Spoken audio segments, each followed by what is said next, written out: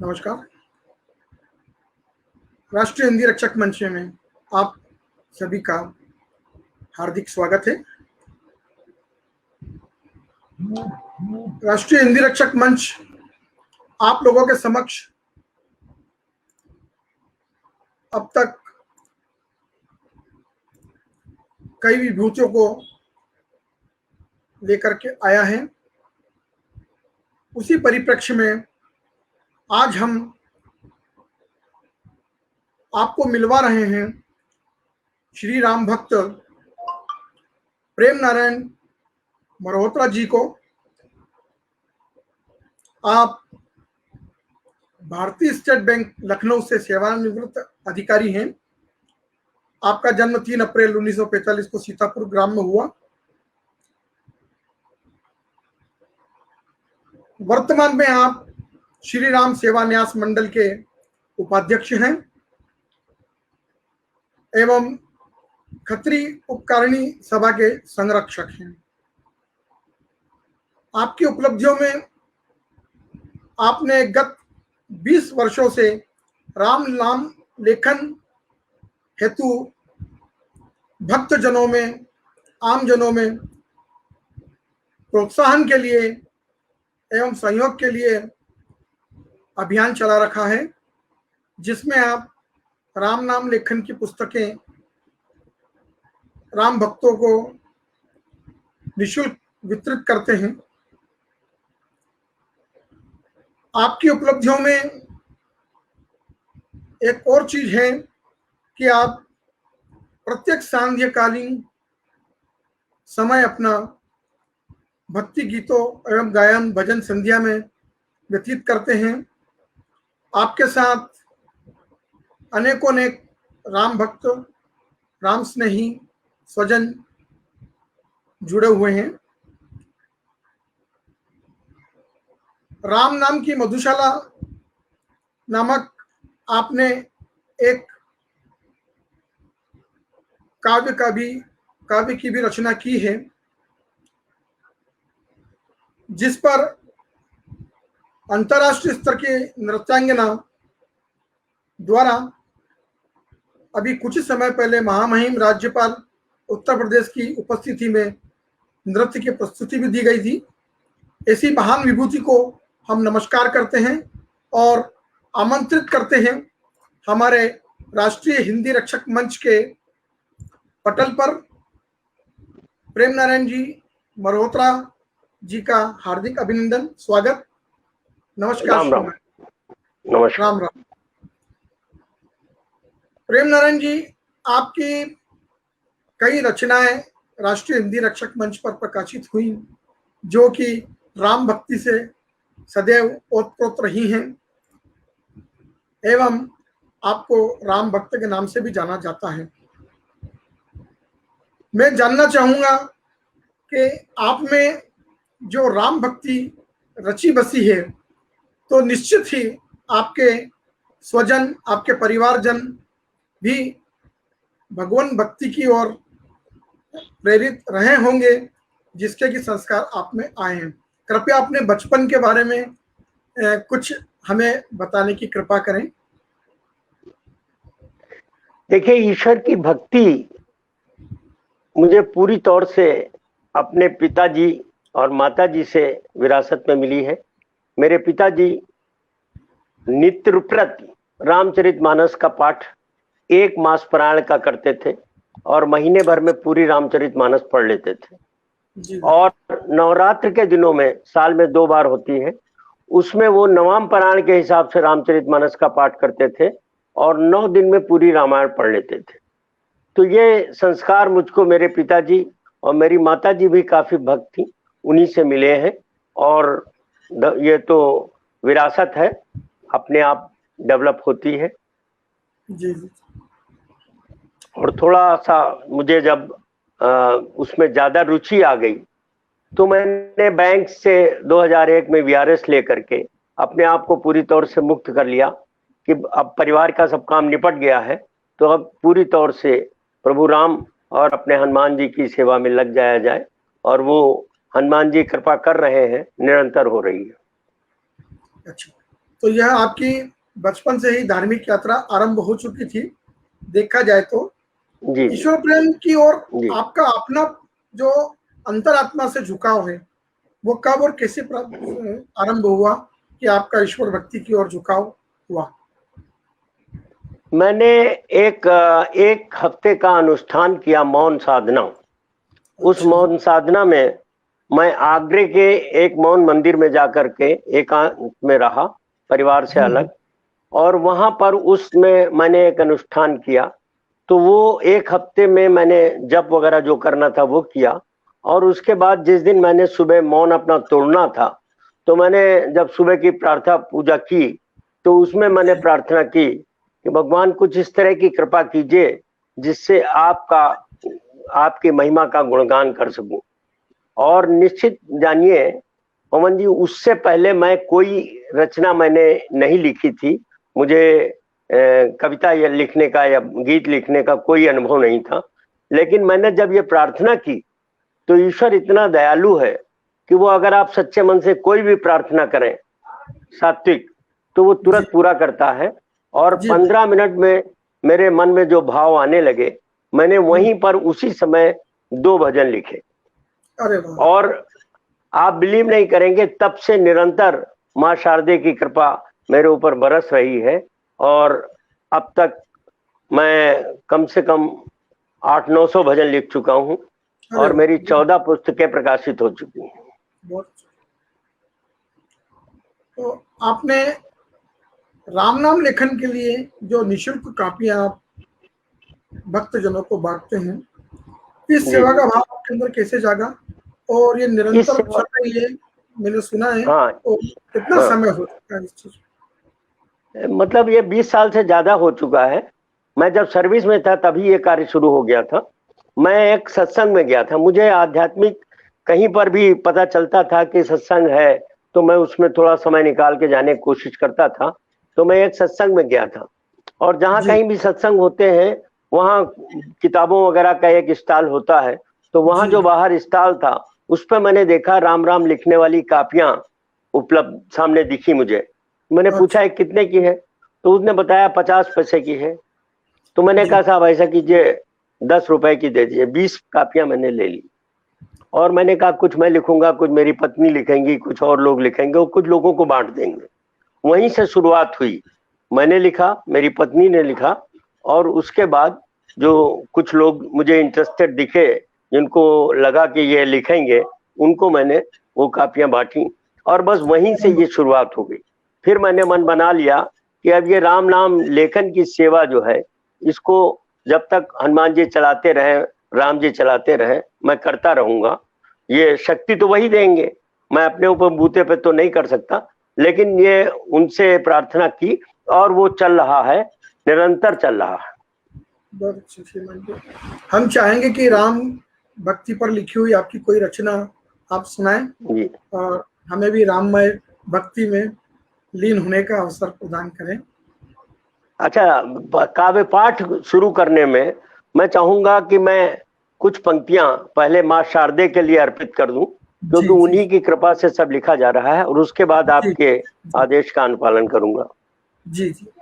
ज्ञान की देवी हो माँ तुम, मुझको भी सद ज्ञान दे दो। ज्ञान की देवी हो माँ तुम, मुझको भी सद ज्ञान दे दो।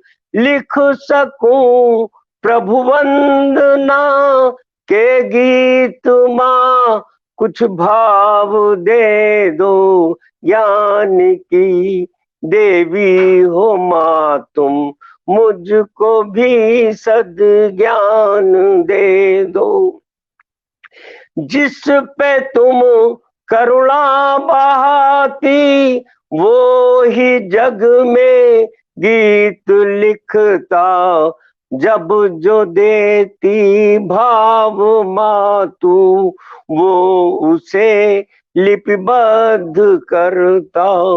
ममता की मूरत हो माँ तुम, ममता की मूरत हो माँ तुम प्यार से सब घाव भर दो, ज्ञान की देवी हो माँ तुम मुझको भी सद्ज्ञान दे दो, मुझको भी सद्ज्ञान दे दो, मुझको भी सद्ज्ञान दे दो।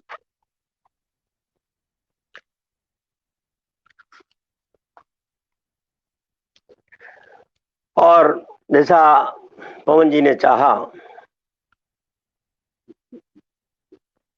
कि मैं राम जी पर अपनी एक रचना सुनाऊं, देखें,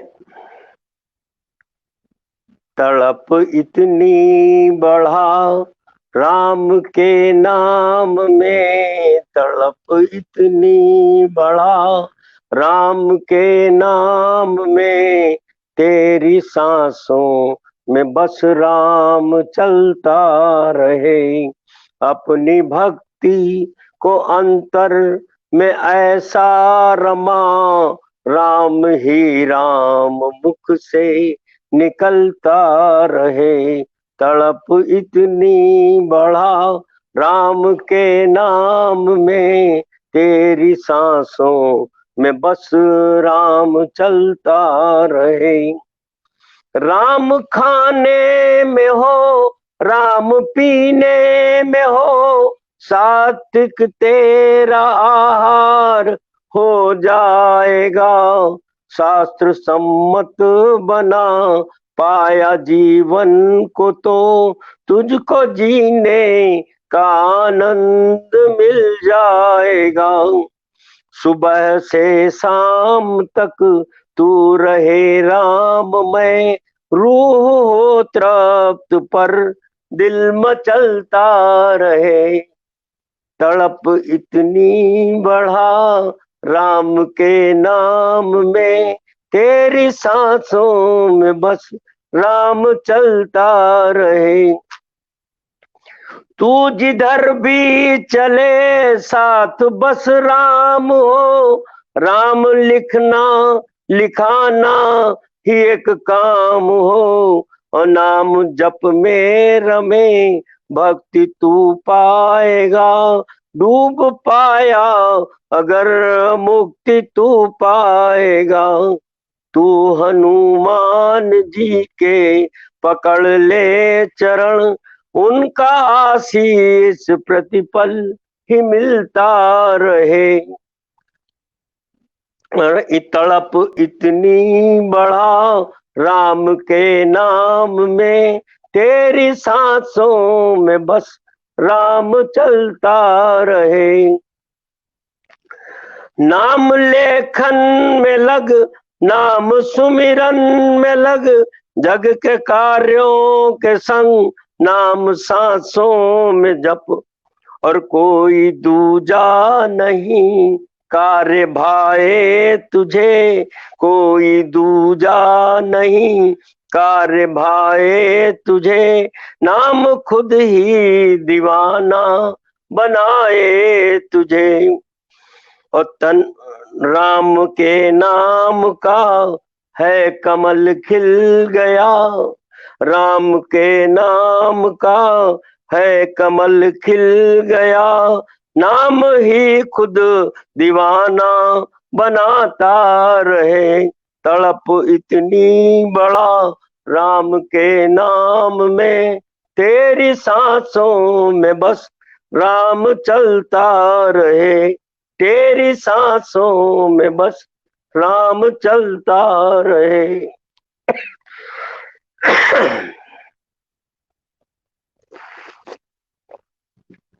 और इसी तरह से मां शारदे कृपा कर रही हैं और भाव दे रही हैं, मैं तो सिर्फ उनका लिपिक बन के कलम लेके और पैड लेके बैठ जाता हूं, और वो लिखा रही हैं, मैं लिख रहा हूं। मेरी जब मैं विद्यार्थी था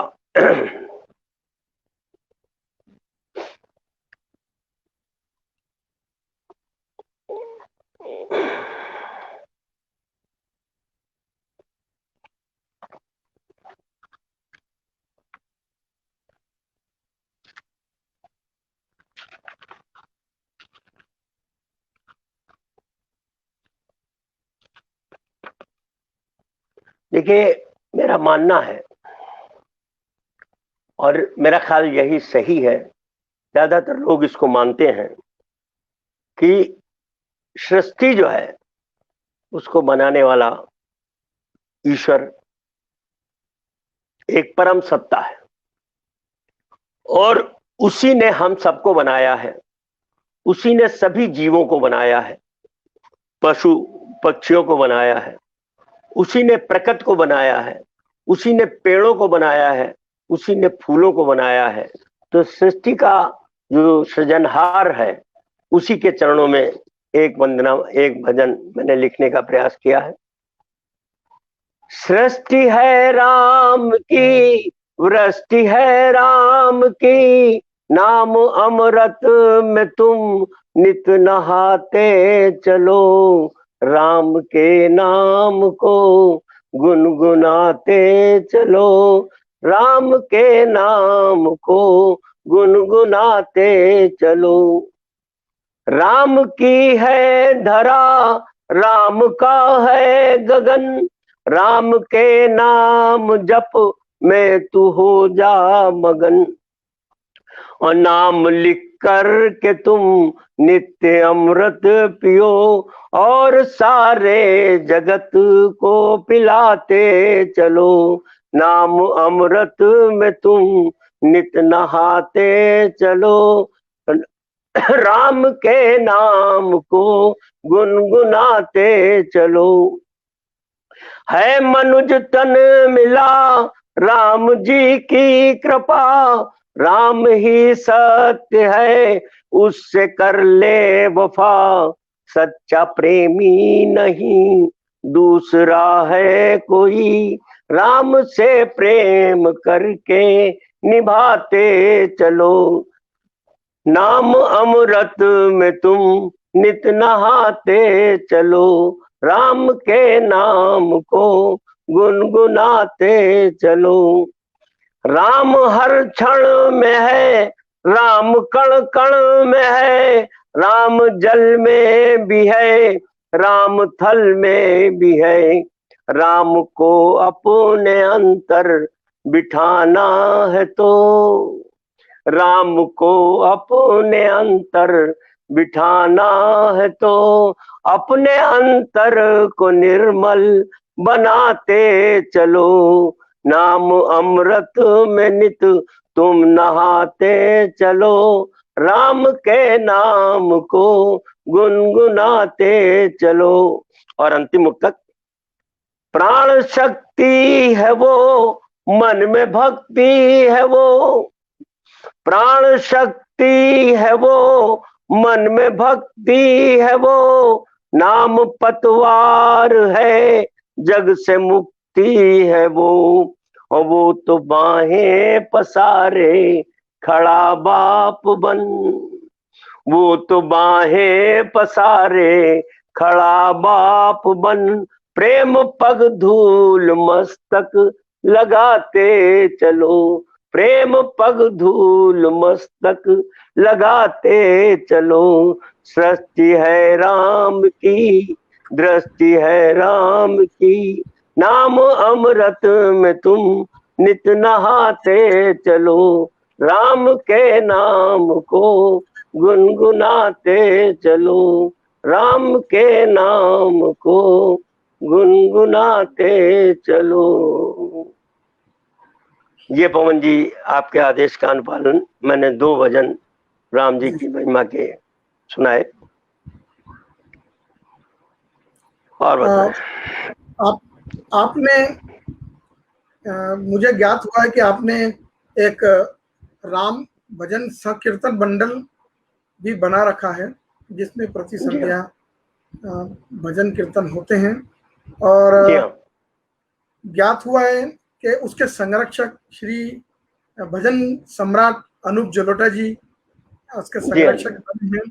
तो उनसे मुलाकात कैसे हुई और ये कैसे संभव हो पाया, तो देखिए, मुलाकात उनसे क्यों हुई कि बहुत कई साल पहले, शायद 10-1 साल पहले, एक बच्चा था, मैं हनुमान सेतु मंदिर में जाता था, हर संडे को वहां पर भजन संध्या होती, और मेरा ये सिद्धांत था, नियम था कि वहां जो भी बच्चा, मैंने 16 साल से कम उम्र का कोई बच्चा, चाहे लड़का हो या लड़की, बहुत अच्छा भजन गाता था, तो मैं उसको प्रोत्साहित करने के लिए उसके भजन के हिसाब से सिल्वर मेडल या गोल्ड मेडल अनाउंस कर देता था।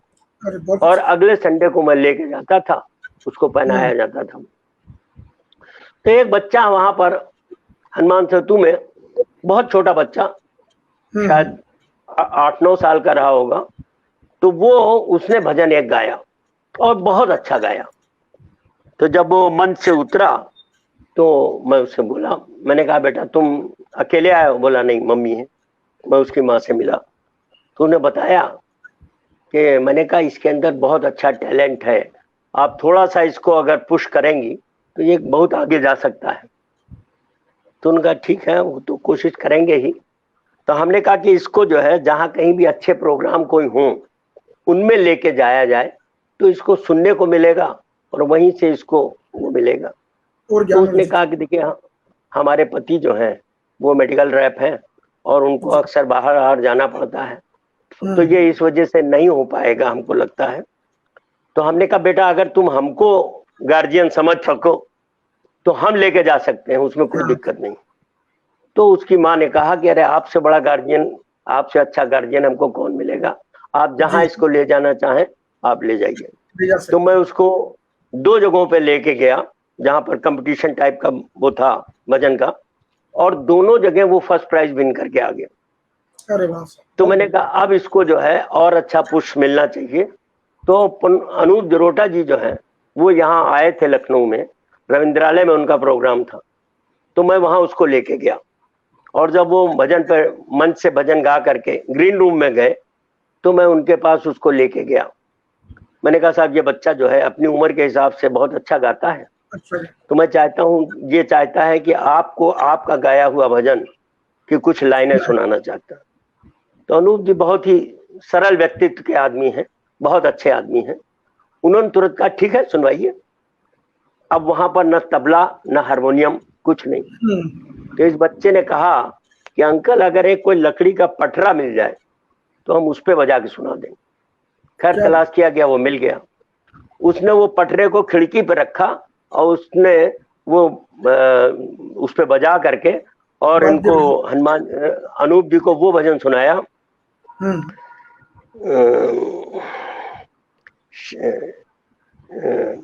अनूप जी का बहुत ही प्रिय भजन,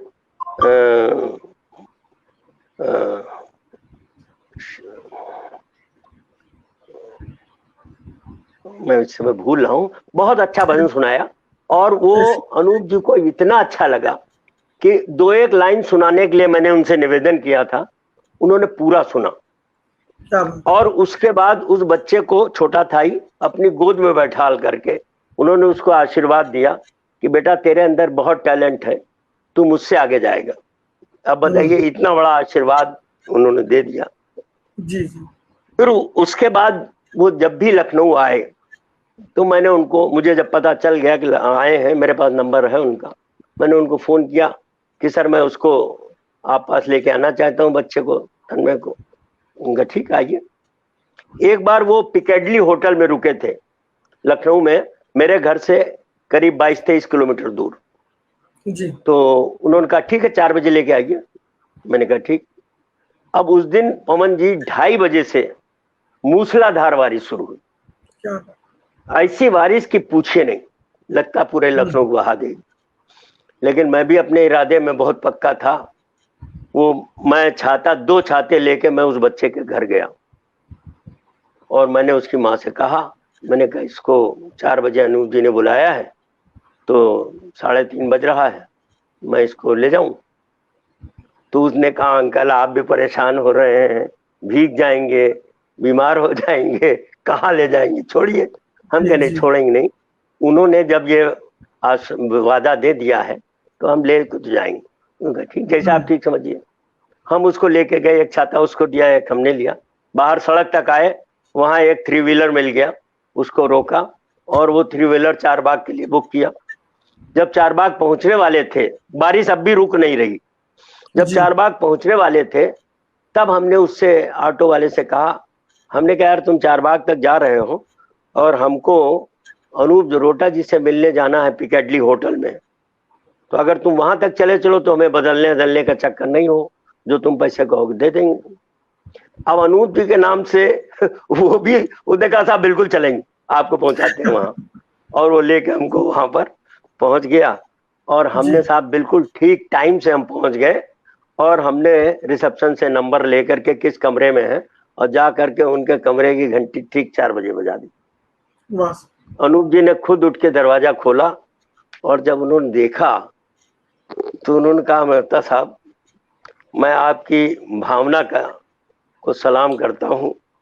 ये बच्चा आपका अपना बच्चा नहीं, आपके परिवार का नहीं है, लेकिन फिर भी आप इसके लिए इतनी बारिश में 24-25 किलोमीटर दूर से इसको लेके आए हैं। रियली आपकी स्पिरिट जो है मैं उसको सलाम करता हूँ। और तब से उसका ये हुआ कि अनूप जी मुझे काफी मानने लगे।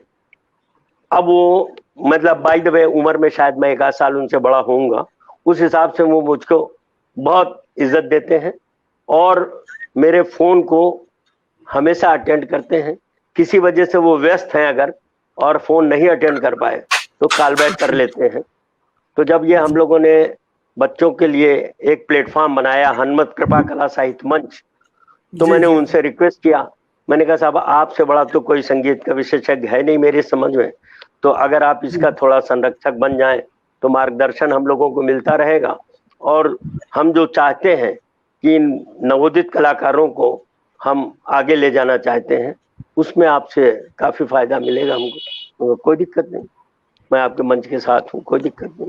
और वो जुड़ गए और उसके बाद मैंने विवेक जी से बात किया, विवेक प्रकाश जी से। मैंने कहा इसकी मैं इस पेज की शुरुआत मैं जिस दिन आपको टाइम हो उसी दिन से शुरू करूंगा, लेकिन शुरुआत मैं आपसे करवाना चाहता हूँ। तो वो भी हो गया और उन्होंने उस पर प्रस्तुति दी अपनी और बहुत ही अच्छा रहा। और तब से अब तक उस मंच पे कम से कम 41 लोगों की प्रस्तुतियां हो चुकी हैं।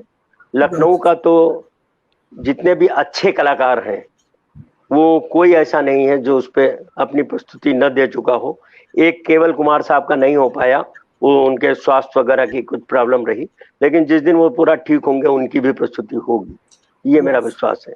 और मैं यही चाहता हूं कि जो नवोदित कलाकार हैं उनको मंच मिलेगा तो उनका प्रोत्साहन होगा और जो अच्छे कलाकारों को वो सुनेंगे तो उनको सीखने का अवसर प्राप्त होगा। ये उद्देश्य है। हम आपकी अच्छा और भी हाँ ये जो चाहेंगे। जी हाँ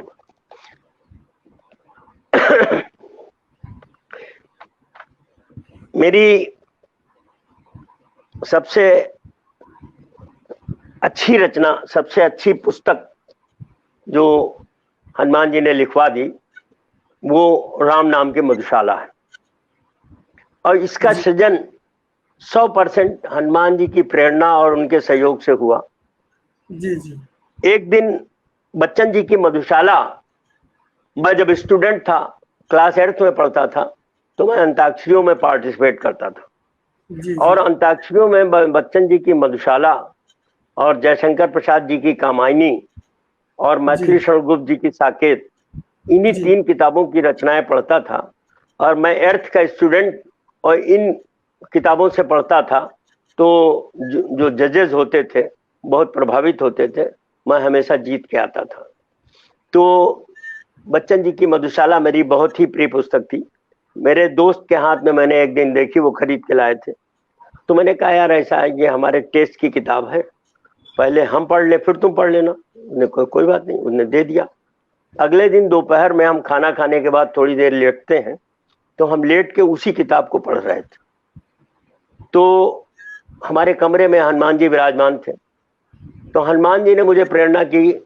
उन्होंने देखा कि मेरा भक्त भी है, राम जी की थोड़ी सेवा भी कर रहा है और इस किताब में इसकी बहुत रुचि है, तो इसको इसी से जोड़ के कुछ काम सौंप दिया जाए तो इसके ऊपर विशेष कृपा हो जाएगी। तो उन्होंने मुझे प्रेरणा की कि प्रेम तुम राम नाम के मधुशाला लिखो। और पवन जी मैंने 1 सेकंड भी बर्बाद नहीं किया, मैंने तुरंत पलंग छोड़ा और पेन पैड लेके बैठ गया और उसी समय उनके चरणों में 3 मुक्तक अर्पित किए कि हनुमत तुमने ही पकड़ाई राम नाम अमृत माला, हनुमत तुमने ही पकड़ाई राम नाम अमृत माला, और अंतर में प्रेरणा जगाई लिखूं नाम की मधुशाला। और तुमसे बड़ा नाम का साकी नहीं कोई इस धरती पर, अमृत जाम बनाते जाना पूरी हो ये मधुशाला। वाह और अच्छे काम में बाधाएं बहुत आती हैं, आती है। तो मैंने वो दायित्व भी अपने हनुमान जी को सौंप दिया कि बहुत विघ्न आएंगे पथ में, तुम रक्षक बनकर रहना। वाह बहुत विघ्न आएंगे पथ में, तुम रक्षक बनकर रहना, और विघ्नों पर तुम गदा चलाना, मेरे कर में दे माला, और राम नाम हर सांस में तेरी, तुम हो सदा भरा प्याला। अब बतलाते जाना तुम महिमा, मैं तो लिखने वाला। और तुलसी ने बतलाया कलयुग में बस नाम सहारा है। तुलसी ने बतलाया कलयुग में बस नाम सहारा है, और सभी संत बतलाते केवल नाम ही तारनहारा है। और इतना नाम पिला दो मुझको हो जाऊं मैं मत वाला, और मेरे रोम रोम से निकले राम नाम की मत। और मेरी ये प्रार्थना मेरे आराध्य हनुमान जी ने तुरंत स्वीकार कर ली, और अगले दिन से वो मेरे अंतर में बैठकर गुनगुनाने लगे। और जब वो गुनगुनाने लगते थे मैं तुरंत पेन पैड लेके बैठ जाता था, और एक एक सिटिंग में कभी 12, कभी 15, कभी 18 मुक्तक लिखवा दिए उन्होंने, और मात्र 8 दिन में 101 मुक्तक की पूरी किताब लिखवा दी। ये काम हनुमान जी ही करा सकते हैं, इसमें मेरी कोई योग्यता नहीं। मैंने तो सिर्फ उनके लिपिक का काम किया है, उन्होंने बोला है और मैंने लिखा है। तो आपकी ये मधुशाला के मुक्तक अगर हमें भी सुनने को, हाँ मैं सुनाऊंगा इसको। विवेक प्रकाश जी जो हैं, विवेक प्रकाश जी ने मेरे 7 भजनों की पहले एक सीडी बनाई थी अपनी तरफ से, तो राम पैया चलो, यूट्यूब पे उपलब्ध है, राम पैया चलो। उसमें मतलब टाइटल सॉन्ग जो है राम पैया चलो है, यही सॉन्ग उसके अंदर भी है, और उसके अलावा 6 भजन और हैं। और उसके बाद ये सुंदरकांड का सार लिखवा दिया हनुमान जी ने, उसको भी विवेक प्रकाश जी ले गए, उसको भी उन्होंने रिकॉर्ड किया। तो जब उन्होंने सुंदरकांड के सार वाला सीडी लॉन्च किया था, तब उन्होंने मन से ही अनाउंस कर दिया था कि मेहरोत्रा जी की राम नाम की मधुशाला को भी मैं रिकॉर्ड करूंगा, और वो काम प्रोसेस में है। तो राम नाम की मधुशाला को लोगों की सहूलियत के लिए मैंने 4 खंडों में बांटा है। तो मैं हर खंड से आपको एक एक मुक्तक सुना देता हूँ। जी। और ये हर खंड में उसकी थोड़ी सी मैंने कमेंट्री लिखी है, और ये भी हनुमान जी की कृपा है कि उस कमेंट्री को अनूप जलोटा जी ने अपने स्वर में ऑलरेडी रिकॉर्ड करा दिया है। चारों खंडों की कमेंट्री अनूप जी जो है वो उनके वॉइस में रिकॉर्ड हो चुकी है, और गायन जो है वो विवेक जी कर रहे हैं तैयार। तो देखिए, पहले खंड में पूर्ण समर्पण और आस्था इसके मुक्तक है। पूर्ण समर्पण की जरूरत है, तो मैंने उसमें लिखा है,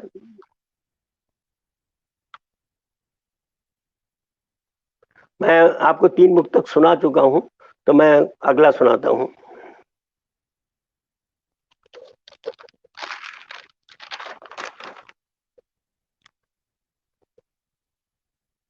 मेरे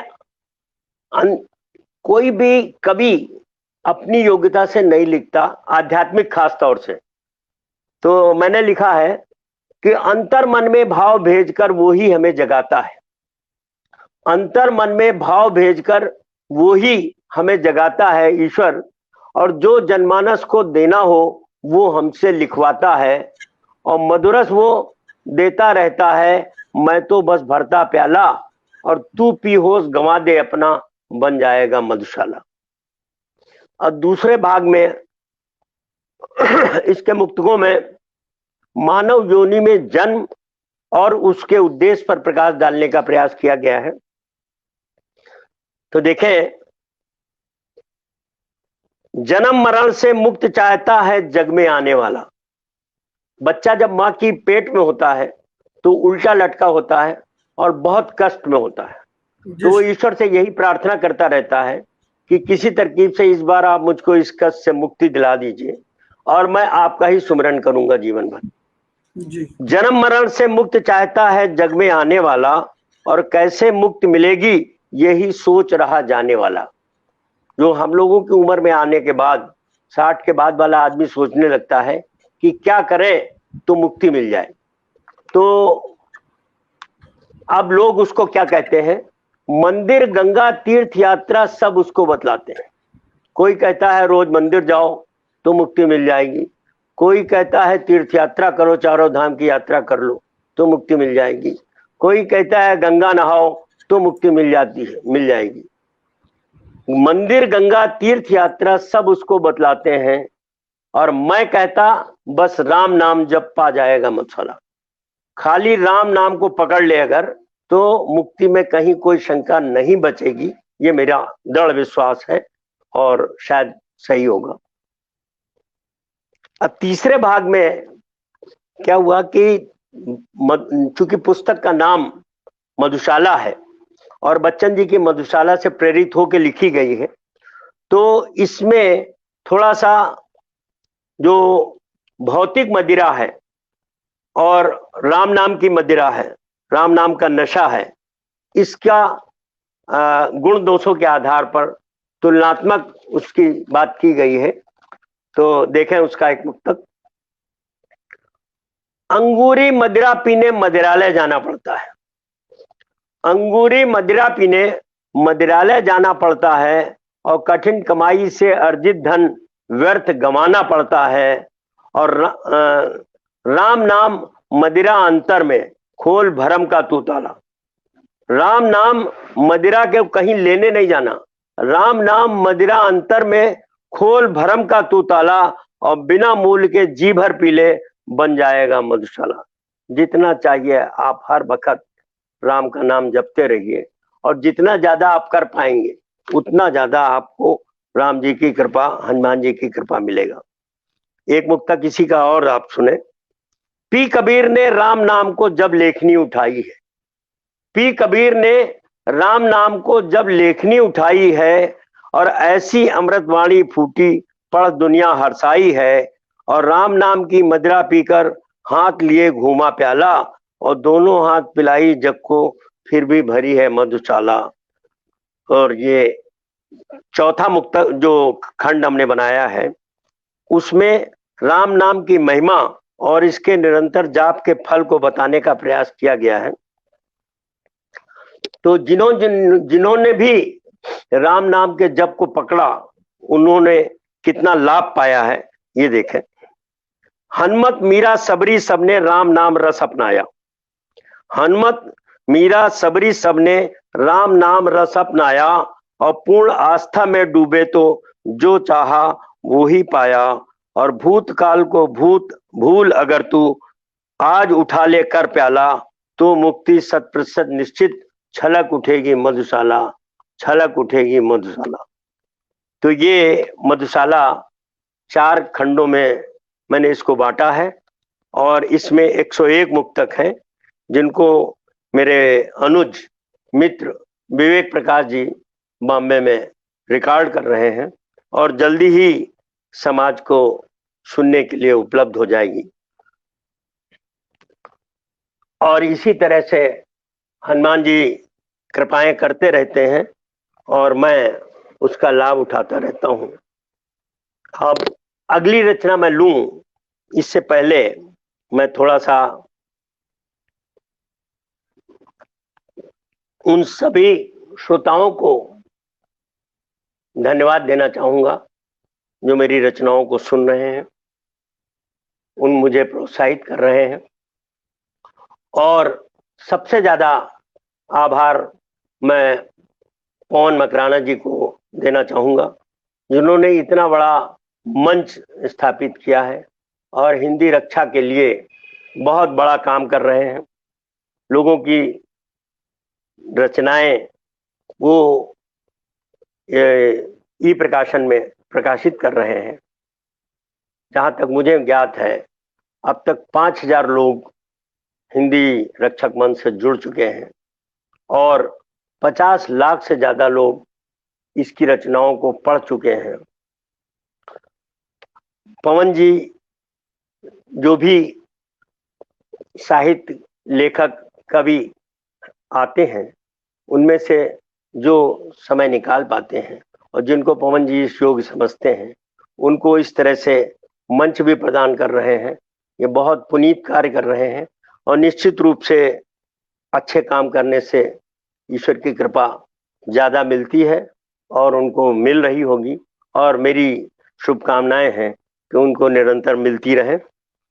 और मैं यूं तो आध्यात्मिक गीत लिखता हूं, लेकिन कभी कदा जो सामाजिक परिस्थितियां हैं उनमें जो कुरीतियां देखने में आ जाती हैं उन पे भी मैं थोड़ा सा लेखनी उठा लेता हूं। और इस समय इस महामारी के बीच में भी कुछ धन पशु पैसा कमाने के लिए दवाइयों की, ऑक्सीजन सिलेंडर की, इंजेक्शन की ब्लैक मार्केटिंग कर रहे हैं। और वैसे भी कुछ अधिकारी ये समझते हैं कि मुझे ये पद इसीलिए मिला है कि मैं इससे धन कमाऊं, तो उसी के लिए मैंने उनको थोड़ा सा, उनकी आत्मा को, सोई हुई आत्मा को जगाने के लिए एक रचना लिखी और जिसको इसमें हिंदी मंच ने भी अपने यहाँ प्रकाशित किया है और इसको विवेक प्रकाश जी ने बहुत अच्छा गाया है। तो पवन जी ने उस वीडियो को भी उसके साथ डाला है, तो आप लोग अगर नहीं अभी देखे हैं, सुने हैं, तो आप उसको उसमें से सुन सकते हैं। तो मैं तो कवि के हैसियत से आपको सुना दे रहा हूँ। विवेक प्रकाश जी ने बहुत अच्छा गाया है, आप उसको जरूर सुने। धन कमाने के मित बेचता आत्मा, धन कमाने के मित बेचता आत्मा, सब यहीं छोड़ कर तू चला जाएगा। नाम जप में लगा अपने मन को मनुज, नाम जप का ही धन साथ में जाएगा। धन कमाने के मित बेचता आत्मा, सब यहीं छोड़ कर तू चला जाएगा। और मेरा मानना है कि अगर आपने गलत तरीके से कमाए हुए पैसे से अपने बच्चों का पालन पोषण किया है तो ये बिल्कुल पक्की बात है, वो आप उनको पढ़ा लिखा के डॉक्टर इंजीनियर तो बना लेंगे, ये आप कर सकते हैं, लेकिन न उनको शांति होगी और एक वक्त आएगा जब आपको भी लगेगा कि मैंने गलत किया था, और उसी का ये परिणाम आज मेरे सामने है। देखें, बच्चों को सींच संस्कारों के जल से तू, तो ही कर्मठ और उद्योगी बन पाएंगे। दूषित धन से अगर उनका पालन हुआ, धर्म क्या है नहीं वे समझ पाएंगे। और देगा सतपुत्र यदि राष्ट्र को एक तू, देगा सतपुत्र यदि राष्ट्र को एक तू, तो तेरा नाम रोशन वो कर जाएगा। धन कमाने के मित बेचता आत्मा, सब यहीं छोड़ कर तू चला जाएगा। सात्विक भाव मन में जगेंगे तभी, सात्विक भाव मन में जगेंगे तभी, जब उचित भोज उनके उधर जाएगा। और मनुज आते नहीं योग्य है मांस के, मनुज आते नहीं योग्य है मांस के, जो भी खाएगा वो अंत पछताएगा। धन कमाने के मित बेचता आत्मा, सब यहीं छोड़ कर तू चला जाएगा। आचरण अपना यदि तू सुधारेगा तो तेरे बच्चों को सद्मार्ग मिल जाएगा। धन कमाने के मित बेचता आत्मा, सब यहीं छोड़ कर तू चला जाएगा। और अंतिम मुक्तक, देखिए, कोई भी आदमी चाहे वो आईएएस बने पीसीएस बने या कोई किसी भी डिपार्टमेंट में कोई नौकरी ज्वाइन करे, तो उसको मालूम होता है कि हमको इसमें क्या सैलरी मिलने वाली है, तो उसके अनुरूप ही उसको अपने बजट को बनाना चाहिए। जो उसको ईमानदारी से तनख्वाह मिल रही है, अपने घर को चलाने में उसको उसी के अंदर पैर फैलाने की आवश्यकता है। अगर वो उसके बाहर जाएगा तो निश्चित रूप से उसके लिए फिर उसको गलत काम करने पड़ेंगे। देखें, चाहे जिस पद पे है जन का सेवक है तू, कार्मित एक उचित राशि पाता है तू। चाहे जिस पद पे है जन का सेवक है तू, कार्मित एक उचित राशि पाता है तू। अपना कर्तव्य पूरा करें यदि सभी, किसी को भी शिकायत न होगी कभी। और कर्म की शक्ति को मान जाए जो सब, राष्ट्र उन्नत शिखर पर पहुंच जाएगा। राष्ट्र उन्नत शिखर पर पहुंच जाएगा। धन कमाने के मित बेचता आत्मा, सब यहीं छोड़कर तू चला जाएगा। और अंत में मैं आपको जो सुंदरकांड का सार मुझसे हनुमान जी ने लिखवा दिया, 15 मुक्त तक में पूरा सुंदरकांड उन्होंने समाहित करा दिया। रामचरितमानस में 60 चौपाइयों में है, और रामचरितमानस में सुंदरकांड का अगर सस्वर कायदे से पाठ पढ़ा जाता है, किया जाता है, तो 1.5 से 2 घंटे लगते हैं। आज की भागा दौड़ी की जिंदगी में लोग इतना चाहते हुए भी समय नहीं निकाल पाते हैं, और इसलिए वो चाह के भी सुंदरकांड पूरा रेगुलर बेसिस पे नहीं पढ़ पाते हैं। तो ये हनुमान जी ने जो अनुभव किया, तो उन्होंने मुझे प्रेरणा की। एक दिन सुबह 4 बजे जगा दिया, और मैं 5 बजे उठ जाता हूँ। तो मैंने देखा घड़ी, तो अभी 4 बजा, तो मैंने कहा थोड़ी देर और लेटते हैं। लेटा, लेकिन 15 मिनट तक नींद नहीं आई। तो मैं समझ गया कि हनुमान जी कुछ लिखवाना चाहते हैं। मैं उठ के बैठ गया पेन पैड लेके, और मैंने, चूंकि जेठ का महीना आने वाला था, लखनऊ में जेठ का महीना बड़े मंगल के रूप में मनाया जाता है। हर मंगल को बड़ा मंगल मनाया जाता है, बड़ा उत्सव होता है, बड़े भंडारे होते हैं। तो मैंने कहा हाँ, जेठ आ रहा है तो एक हनुमान जी की महिमा का भजन लिखा जाए। मैंने लिखा, और मैं नॉर्मली छोटे भजन लिखता हूँ, मुखड़े के अलावा 3 मुक्तक। तो मैंने वो लिखा, और जब लिख करके मैंने पूरा किया और उसको मैंने खुद पढ़ा, तो मैंने देखा ये तो उसी क्रम में लिखवा रहे हैं जिस क्रम में सुंदरकांड की कथा है। और मेरी कई सालों से ये इच्छा थी कि मैं सुंदरकांड को अपने भजनों में समाहित करूं, लेकिन मैं छोटे भजन लिखता हूं। सुंदरकांड की कथा थोड़ी बड़ी थी, वो मैं नहीं कर पा रहा था। लेकिन हनुमान जी प्रसन्न हो गए तो कुछ भी करवा सकते हैं। मैं समझ गया कि हनुमान जी प्रसन्न हो गए हैं, तो उस समय मैंने डायरी बंद की, उस पर लिख दिया क्रमशः। और 2 दिन बाद फिर मैं बैठा, नाश्ता करने के बाद मैं बैठा, और मात्र 40-45 मिनट में हनुमान जी ने एक फ्लो में 12 मुक्तक और लिखवा करके 15 मुक्तकों में सुंदरकांड का पूरा सार समाहित करवा दिया। सुंदरकांड में जितने महत्वपूर्ण बिंदु हैं, उन सबको उन्होंने टच करवा दिया। तो उसी में से मैं 2-3 मुक्तक आपको सुना देता हूं। इस कलयुग में जो हनुमत महिमा को गाएंगे, इस कलयुग में जो हनुमत महिमा को गाएंगे, उन पर हो प्रसन्न प्रभु राम कृपा बरसाएंगे।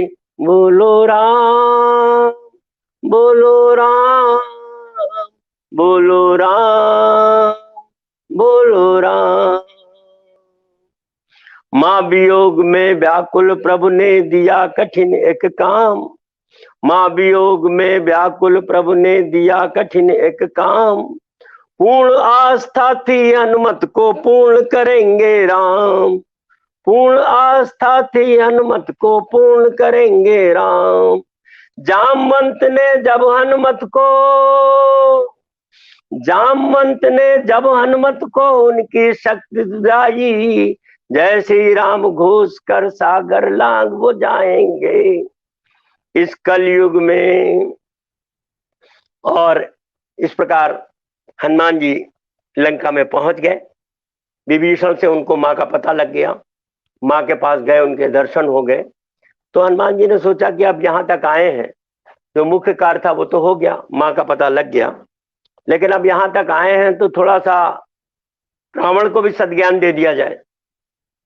तो वैसे तो कहलाते तो बुलाता नहीं, तो उन्होंने कहा कुछ ऐसी व्यवस्था बनाई जाए कि वो बंदी बना के हमें बुला लिया। और उन्होंने माता सीता से अनुमति लेकर के बाग में, अशोक वाटिका में फल तोड़ के खाने शुरू किए। जो वहां से रक्षक थे उन्होंने उनको डांटना मारने की कोशिश की, तो उन्होंने रक्षकों को मार पीट के भगा दिया और अशोक वाटिका में तमाम पेड़ों को तोड़ डाला।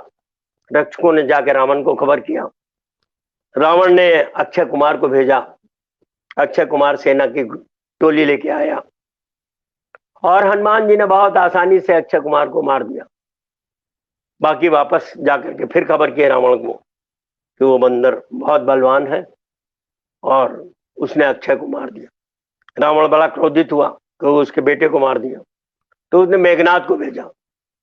मेघनाथ अपनी टीम लेके आया और मेघनाथ ने आते ही हनुमान जी पर ब्रह्मास्त्र चला दिया। तो हनुमान जी ने देखा कि ब्रह्मास्त्र है, तो उसको नमन करके और बंध गए उसमें, और रावण को ले जाए, हनुमान जी को रावण के दरबार में ले जाया गया।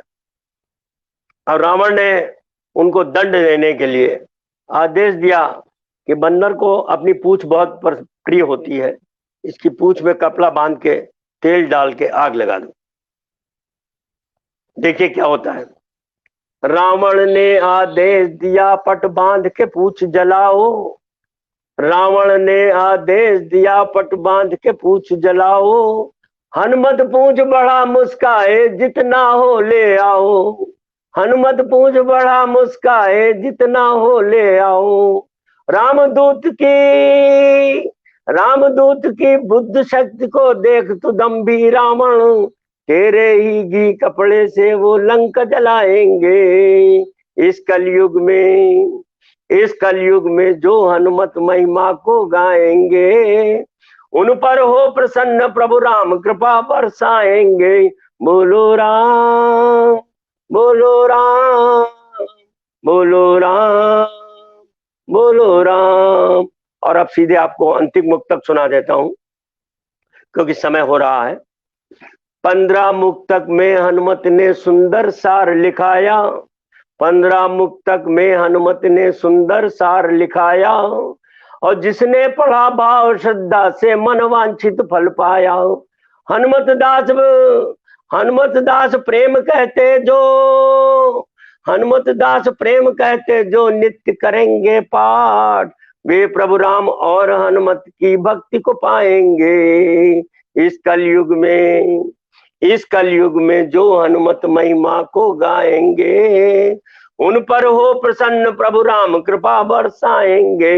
बोलो राम बोलो राम बोलो राम बोलो राम। और अंत में मैं पुनः हिंदी रक्षक मंच के मुख्य संरक्षक हमारे पवन मकराना जी को बहुत आभार व्यक्त करता हूं कि उन्होंने मुझे यहाँ पर ये अपनी प्रस्तुति देने का अवसर प्रदान किया, और वो बहुत ही पुनीत कार्य कर रहे हैं।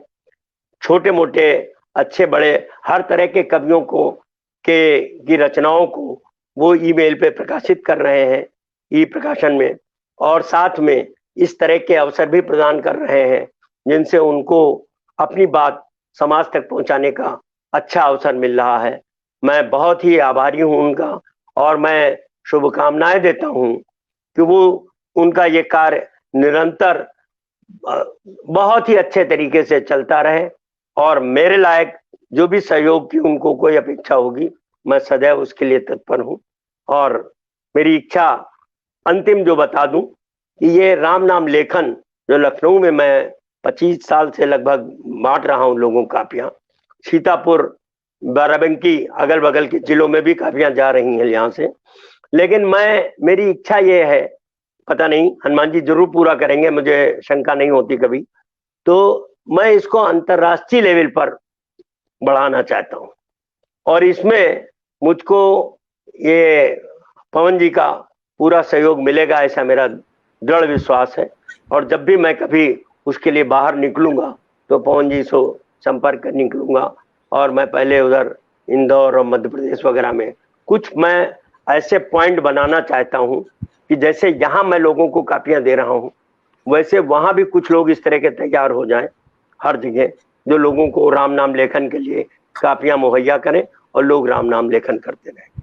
क्योंकि ये मेरा पक्का मानना है कि राम नाम लेखन जो भी करेगा उसका कल्याण ही होगा। और इसी भाव से मैंने लखनऊ में आदर्श जेल में भी मुझे मौका मिला तो मैंने राम नाम लेखन वहां शुरू कराया, और करीब 6 साल से ऊपर हो चुके हैं वहां निरंतर लेखन चल रहा है। लोग जब कापियां भर जाती हैं तो जो बंदा कलेक्ट करता है वो मुझे फोन कर देता है, मैं जा करके और उनको नई कापियां दे आता हूं और भरी हुई ले आता हूं। इतनी सेवा मैं कर पा रहा हूं। और मेरी अपने हनुमान जी से, राम जी से यही विनती है कि मेरी आखिरी सांस तक मुझको इतना स्वस्थ रखें और इतना वो रखें और इतना प्रेरणा देते रहे, शक्ति देते रहे कि मैं इस कार्य को निरंतर करता रहूं। जय श्री राम। धन्यवाद प्रेम नारायण जी, आपकी राम भक्ति देखकर हमें अति प्रसन्नता है कि ऐसे राम भक्त और भी हो जाए तो पूरे हिंदुस्तान राममय हो जाए है।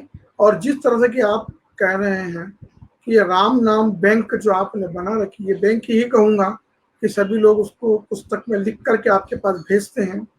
हाँ, यहाँ पर जो चौराहा है हमारे घर के पास, उसका नाम भी राम राम बैंक चौराहा हम लोगों ने रखवा दिया।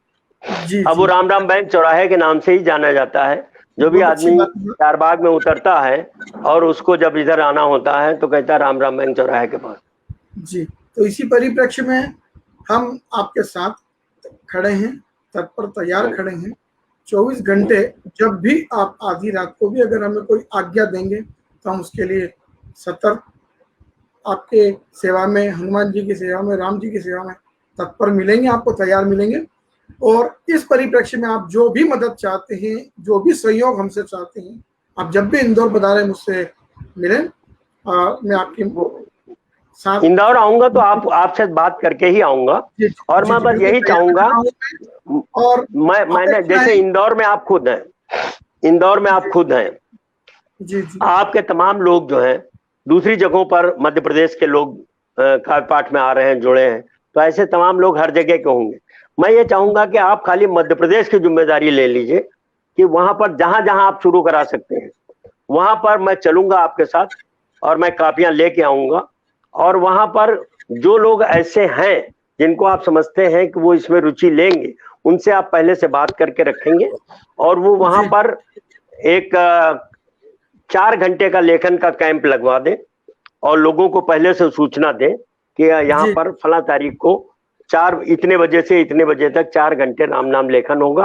और उसमें आपको बताया जाएगा कि इसको निरंतर आगे करना है तो आपको क्या लाभ होगा। अगर ये हो जाएगा तो हम वहां का एक आदमी को हम अगर पक्का कर आए तो दोबारा हमको वहां जाने की या आपको वहां जाने की आवश्यकता खत्म हो जाएगी। जैसे हमको उस स्टॉल ने प्रेरित कर दिया, वहां हमको कापियां दिखी और हम राम नाम लेखन में लग गए। तो जो भी कोई लगेगा वो राम जी की, हनुमान जी की प्रेरणा और कृपा से लगेगा, और जो लगेगा उसके ऊपर उनकी कृपा बरसेगी, इसमें कहीं कोई शंका नहीं मुझे। मैं उसका लाभ पा रहा हूं, इसलिए मैं बता रहा हूं। जी श्रीमान, आप हमारे इस पटल पर पधारे और राम नाम रचनामृत अमृत से आपने हमें स्नान कराया, राम नाम की गंगा में डुबकी लगवाई, उसके लिए हम आपके बहुत बहुत आभारी हैं। कोटि कोटि धन्यवाद। आप स्वस्थ रहें, अपने परिवार के साथ प्रसन्न रहें और राम नाम की सेवा में लगे रहें। और हमारा भी प्रयास रहेगा कि आप जब हमें अनुमति प्रदान करेंगे हम भी राम नाम सेवा में आपके साथ तत्पर खड़े रहेंगे। आभारी हैं हम आपके कि आपने राष्ट्रीय और अभी एक चीज आप आखिरी बता दें, और ये जी। अभी मई में मुझे हनुमान जी ने प्रेरणा की कि राम मंदिर बनने जा रहा है अयोध्या में, वहां राम नाम लेखन करके पहुंचाओ।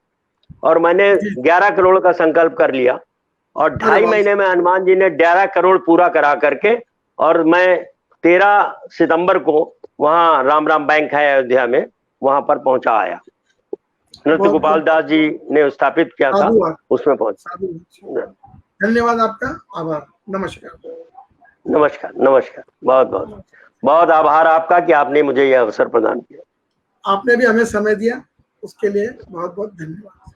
नमस्कार। नहीं, आध्यात्मिक कार्य के लिए मेरे पास 24 घंटे समय है, क्योंकि अब मैं बैंक से हम रिटायर्ड हूँ, अपेक्षा और रखते हैं इसीलिए हम अपेक्षा रखते हैं कि आगे भी आप इसी तरह से हमें आशीर्वाद देते रहेंगे, आशीर्वाद बनाए रखेंगे। राष्ट्रीय हिंदी रक्षक हम मंच की प्रस्तुतियां आती रहेंगी। धन्यवाद। जी, श्रीमान। नमस्कार, नमस्कार, नमस्कार। जय श्री राम, जय श्री राम।